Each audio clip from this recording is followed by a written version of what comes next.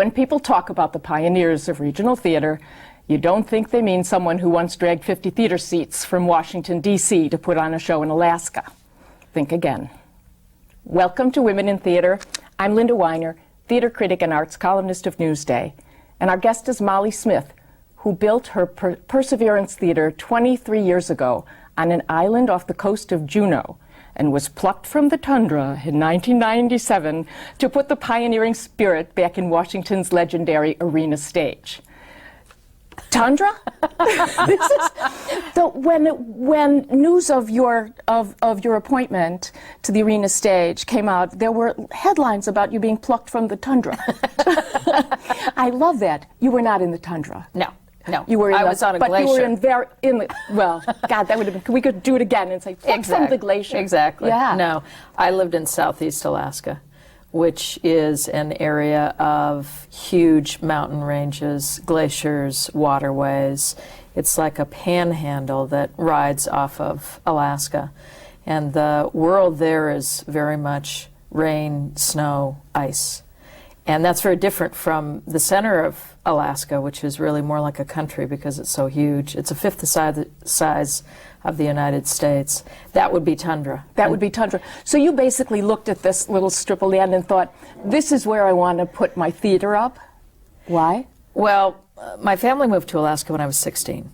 But you grew up where? I grew up in Washington State, in Yakima, Washington, which still felt like a far jump, even though it was only about 1,000 miles away. To go from the desert, which is really what Yakima is, apple country, into Alaska was a huge leap. It was the first time I was ever on a plane when I was 16 traveling to Alaska. And I thought it was a horrible place when I first got there. It was rainy, dreary, miserable. My senior year of high school, I really hated it, and about 6 months into it, I completely fell in love. And from then on, it was a very, very important state of mind for me, as well as a place. And was that in Juneau?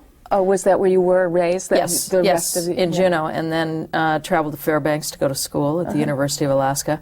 And when I was 19, I was traveling with a friend in Europe and decided what I wanted to do was not the pre-law that I was in, the program I was in, but I wanted to start a theater in Alaska. And then began my journey to do that. Now, why theater? Well, I'd done theater since I was a kid, since I was a very little kid. Probably from the time I was 10, I was always the young one with the big booming voice that would read the Christmas stories. And I worked in teen theater, and I made shows in the backyard for people to come and see. You were one of those kids in the backyard. I was. Yeah. Okay. I was. I still am. It's just I have a larger background to play in now. Was there theater in where you moved to Alaska? There was community theater there. The Alaska Repertory Theater started about 10 years after the time that my family moved to Alaska. It was in Anchorage. And there were small community theaters all over the state. The state has a tiny population. It's only 500,000 people. And it's quite isolated, all the areas of the state. And Juneau, there's no way to drive in. You have to either fly in or take a boat in. So it's built in the cup of a mountain.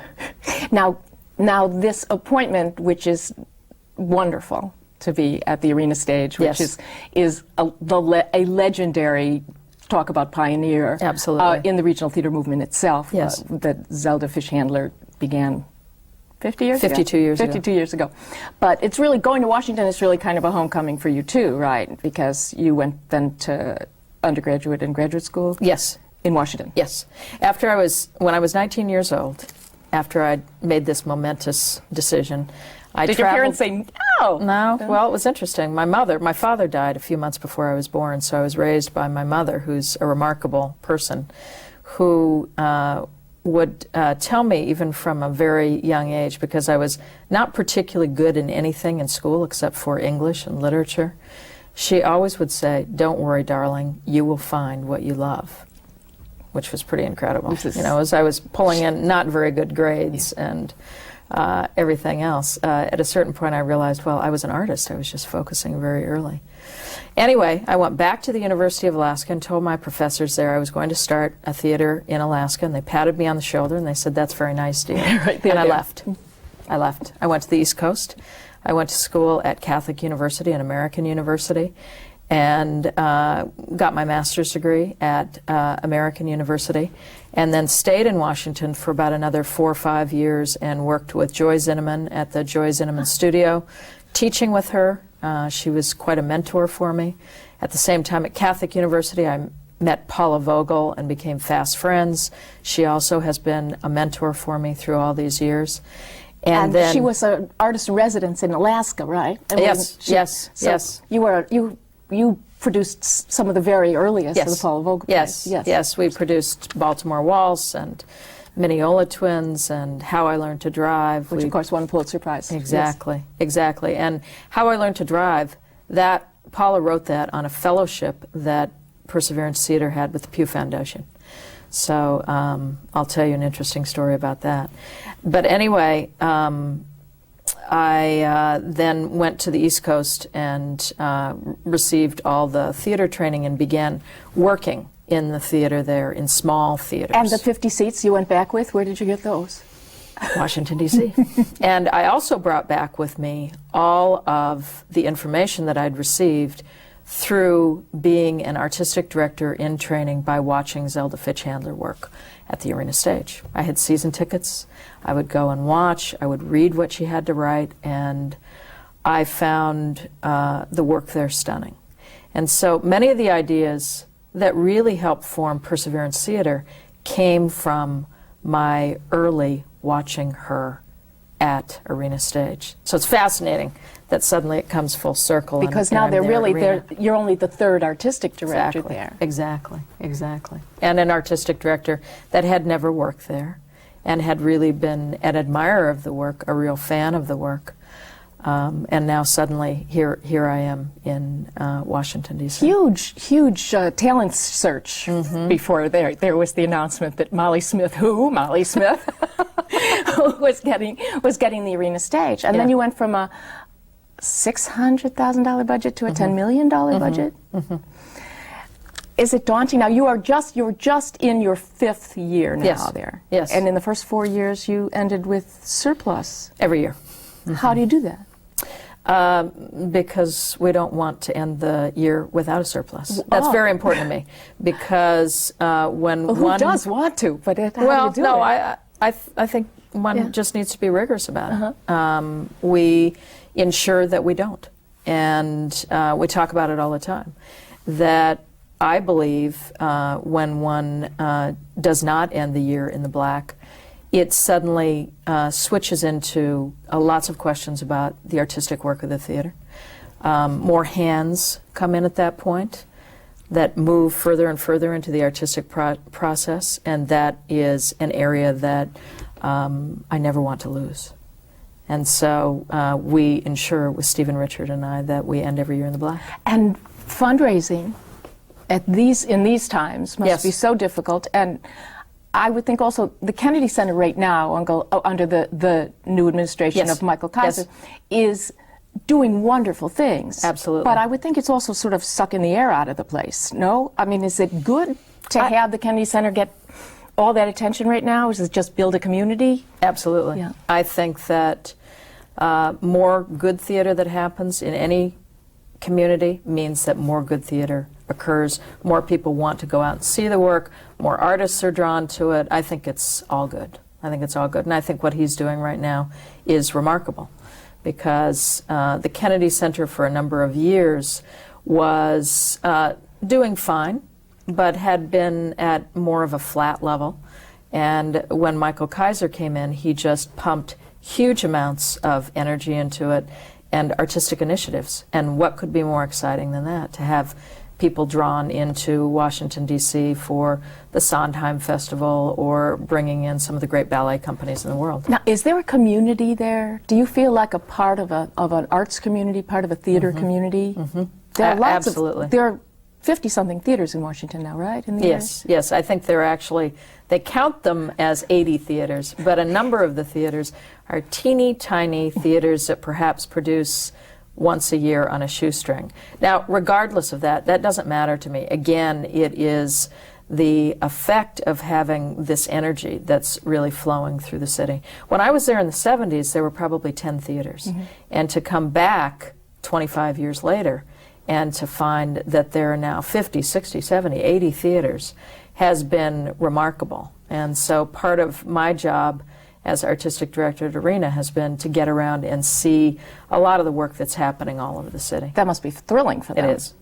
Well, for them. It's thrilling. It's thrilling for me. Yeah. Some days not so thrilling. But some nobody days knows the trouble completely we've thrilling. seen, right? Well, exactly. And also, nobody knows what happens with young artists. Myself as a young artist, having someone from a larger theater come in and see the work that I was doing was something that I would just take and carry with me. I think that we need to have that in the theater. We need to have that level of support coming from people who run large organizations as well as small organizations, because we are all part of a community.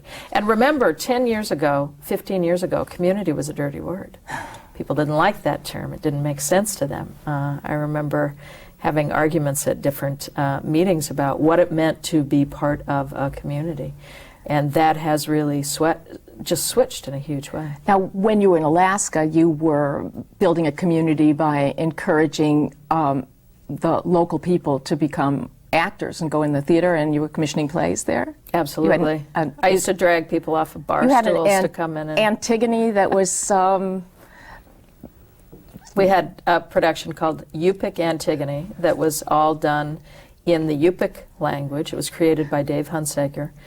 And it was created in Tooksuk Bay, which is an area of the state that is up on the Bering Sea. It is a subsistence hunting and fishing village with about 300 Yupik people living there. And we created the piece there. It had all Yupik singing, dancing, and music in it. And mask work. It was profound. And it was profound for the state, because many white people in Alaska had only heard the Yupik language with, I'd like to have a cup of coffee. And suddenly to sit in a theater and listen to another culture, which is within your midst, for an hour and a half long period of time, was a civilizing experience for people. In some ways you're doing that in Washington also, right? You're commissioning plays. Yes. By playwrights who have lived in Washington? Yes, absolutely. Absolutely. The focus at Arena Stage, and this is something that happened when I was in the middle of the search for Arena, the board members and the artists asked me, what type of theater would you do here in Washington? What would be the most important work you could do? And I suddenly realized the work that could be done in Washington that would allow Arena to have a very, very strong stamp would be all-American work. By all-American, and you mean Latin American and yes, Canadian? And Canada and America. Because there isn't any other major theater in the United States which is focusing on American plays, American voices. And that sent me to the bookstore looking at everything from novels to undiscovered plays to the idea of contemporary plays. It was very, very exciting. And so to have a program in a theater like that, that means that part of what we do is research and development. So right now I think we have about 15 commissions that are out with various playwrights, young playwrights as well as very established playwrights. We're doing a program that we've been working with the Library of Congress on undiscovered plays. Last year we produced a Zora Neale Hurston musical that had never been seen before, that had been sitting at the Library of Congress for 60 years, called Polk County. Thrilling, really thrilling. So that is really our mission, and as we've continued in it, it is really going like a steamroller. Another thing that you're doing there, quietly producing more women's plays, women in theater. Yes. I saw the list of playwrights that were in the Little Theater and in readings and Yes. things, and there were a lot of names of playwrights that that at one time we thought were the future of American theater. You know, Marcia Norman, Beth Hendley. We're seeing, you know, that we get to this point where suddenly we look around and there really aren't very many women playwrights again. Yeah. And that whole surge that we had in the late 20th century simply didn't seem to have any staying power. And I don't know why that is. Do you know why that is? Absolutely. I think it's because there are many theaters across the country that aren't producing female writers. I think that's why. So I mean, it I think, matters to have a woman artistic director. oh, I think it totally matters to have a woman artistic director. In the old days, women artistic directors had a tendency to not hire other women. And that was true when I was a kid. It just didn't happen. It would often be a man that would give a leg up to a woman, a male artistic director.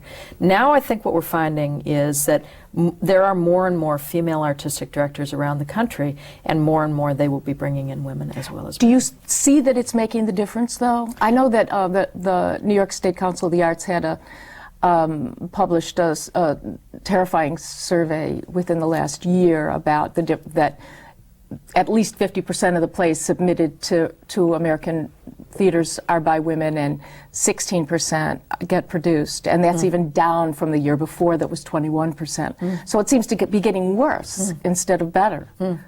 No? Not in your house, right? I mean, I don't know. That may be true. It may be true in certain parts of the country. I think it's like anything else. One of the areas that's very, very important to me has to do with a diversity of voices. Because if we are a theater of the Americas, that means that it has to do with gender, it has to do with sexual orientation, it has to do with race. Because I think that is the strongest combination that makes us quintessentially American. If we can say we speak through American voices, of course, a piece of that is always going to be female voices as well. I have a suspicion part of the reason why women writers are not produced as often is that they tend to be experimenters. We do. We're experimenters in a whole different way. I think that there's a different type of dramaturgy that one finds with women versus men. And again, I'm generalizing like crazy on this, but I often find that women writers tend to have their own dramaturgical point of view as opposed to males who have a tendency to move toward a climax. I find that women often have many climaxes in their work. And that, for many audiences, takes some getting used to. Yeah, there was some horrible study that I read that said that basically what they were afraid of is that both men and women are raised to still consider men authority figures and that they still want to hear their stories. And here you are choosing, basically, as artistic director of this major theater, you are the one deciding whose stories get told. It's true. It's true. It's true. Whose stories are getting told. That's absolutely right. Whose stories are being told, which artists are going to be telling the stories, and how those stories are being delivered to a waiting and open public. And how does one then move into a public that is not particularly interested in new work? Now, that may not be true here in New York City, but it's very, very true in Washington, D.C. And your subscription's been going up. Yes, yes, it has been going up. And we have been doggedly moving toward enriching that subscription. I would say one of the main reasons why our subscriptions are going up are, first of all, because American plays, American voices, have a tendency to speak very quickly to an audience. When Zelda was at Arena, and she was there for 40 years, she has a brilliant career. What she created in that organization, we are reaping the benefits of today. Doug Wager then took over for her. He had a very interesting, eclectic point of view on the theater. And now, with me, it's this focus on American plays. For many years, the work at Arena was more European. You make a switch into American plays, it's more accessible. It just is. It also means that we are doing a number of American musicals, which are the first door that most people enter on their way into the theater experience. Now, this season, you just directed your very first musical, and the very first musical you chose to direct was South Pacific. Yes. which has been very, very well received. Yes. Why South Pacific? Well, I could put words in your mouth, but you do it. It's interesting. As a kid, the first production I remember seeing was Camelot with Robert Goulet. And that moment where I sat in the balcony, it was a touring theater, the red seats, the light emanating from the stage, I was hooked. And from then on, I was drawn to see musicals. Now, when I was in college, I soundly rejected musicals. I produced musicals late in life at Perseverance Theater, but the only musicals I really directed there were musical revues. However, being at Arena and focusing on what is our American voice, what is our form of theater, well, it's the American musical. And so more and more I have looked at the form as a producer and realized it is the most subversive form of theater that we have. Because one is able to speak about very important subjects through music, and it goes down easily with an audience. But why South Pacific? South Pacific because of the lush orchestration in it, because of the music in it. Do you have a room for a big orchestra? It's lush enough? 13-member orchestra, and they are played lushly. Exactly. It's in the arena space. Yeah. So the orchestra is underneath the stage, and the stage is almost like a sounding board. The conductor's head popped up. Why else South Pacific? And for me, South Pacific, because of what it has to say about America as an island. And America, in this moment in time, sits as an island in the middle of a potential war in Iraq. And I think that South Pacific is very much that world. It is a world where races clash, and they clash because of a lack of understanding about differences. And I've been surprised at how many people have said to me, gee, isn't that a dated play? And my response to it is, look at where we are in this this moment. You have to be carefully taught. You have to be carefully taught. A song, as a matter of fact, that Rodgers and Hammerstein, some of their backers wanted them to take it out. They said, if you take this song out, you're going to have a great musical. And Hammerstein said, we won't take it out. It is the heart of the musical. And for me, it has been as well, because it's all about how do we learn about our own internalized racism? How do we learn about our own hidden racism? Because today, much of the racism is not as overt as it was at the tail end of the 40s, but it is hidden and internalized. And this is the type of play that causes people to think about it anew. This is the one musical that has not had a major revision Yes. in New York. Yes. Now, where do you fit in the controversy about the pressure on nonprofit theaters to make Broadway hits or to get commercial hits? This line between the nonprofit mandate and commercial theater has been blurred quite a bit. Right. But the Arena, I don't know, I don't see that seems to be the way the Goodman and the Taper seem very concerned with or very interested in bringing things to New York. The Arena has not been that much. Is that a philosophy or just happenstance? Well, I think the best theater happens at home. It's about creating theater for a particular place in a particular moment in time. We don't produce shows that we say, oh, and now we have this piece of money and now we're going to bring it into New York. If that happens, so be it. And I mean, one of our shows ended up at the Roundabout Theater last year, Blue, Charles Randolph Wright, that started at Arena. Our production of Guys and Gals went on a 50-city tour last year as well. And that really, it comes out of the work. If it's right for the work to move, then it will. But it doesn't begin as an idea in our mind. I think the theater... It's very destructive, isn't it? Well, I think the theater's a fickle mistress. I love the theater. But the theater doesn't... the theater only knows good work. That's what the theater's really interested in. And if a show is supposed to move or go someplace else, or artists in a particular show move on, then that's what will happen. But we don't really have an arm in the theater that is rigorously working in that way, because I think that Arena is part of the resident or the regional theater moment, and it is about creating theater of and about and by a community. I see that you're producing the first major revival of Wendy Wasserstein's American Daughter, a play that I felt was greatly underestimated when it was on Broadway, and again made me feel that perhaps people just don't want to hear women's voices. Because what brought you to this play, to this American Daughter?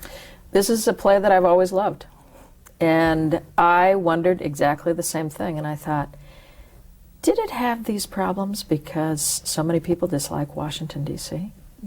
Did it? It's funny. I always think is it because so many men are critics? Well, there's another one. Why this vitriolic response to this amazing playwright who's writing a serious play through comedy about a situation that happens to women over and over and over again? Right. You know, right. Why is that? Political appointee who gets derailed by some tiny Clinton-esque kind of scandal that was blown out of proportion. Right. And the question is, did it need to have its birth in a place like Washington where that's where the play is set? Did it need to have its first outing there? And so my feeling was, well, it's been a number of years, probably 8 or 9 years, since its debut here in New York. So I think that this is time to produce it in Washington. Wendy's looking at it again. I think she'll be doing some rewrites within it as well. We're doing everything from a panel that is about women who work in politics to find out why, and why is it that it's not possible for a woman to be brilliant as a policymaker? Why does she also have to be a wonderful mother, great at baking cookies? Where's the headbands? Where's the headbands? Yes. What is that in our psyche? And I think a larger question, which is, why in America do we tend to build up our heroes just to knock them down? And that's men and women. That's not just women. I'm so sorry that our time is out, but I'm so glad that you're there in that theater, and I know that that there are a lot of people here who are going to want to know what you're doing. Thank you. Thank you so much, Linda. Thank you so much. Thank you.